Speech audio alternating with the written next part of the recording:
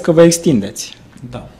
În momentul de față, adică am avut o creștere destul de mare a numărului de angajați în ultimii ani, dar și acum angajăm foarte mulți oameni pentru că avem nevoie de foarte multe talente care să susțină creșterea continuă a business-ului. Ne extindem pe aproape toate categoriile, ne dezvoltăm în internațional, dezvoltăm modelul de business de marketplace, iar fără oameni talentați aceste lucruri nu ar fi posibile. Ați depășit pragul de 1000 de angajați la EMAG? Luna asta estimez că da.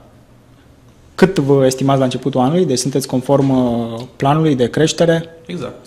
Suntem conform planului de creștere. Acum vom mai crește și în următoarele luni destul de mult, pentru că ne pregătim de Q4.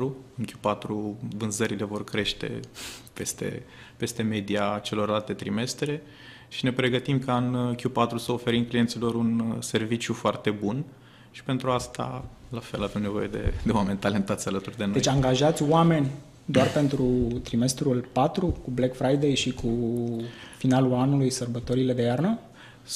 Angajăm și oameni temporari, da, în zonele cu puternic accent operațional, sunt oameni angajați temporar, pe o perioadă de 3 luni, 4 luni de zile. Cam câți oameni angajați pentru un Black Friday sau pentru sărbătorile de iarnă?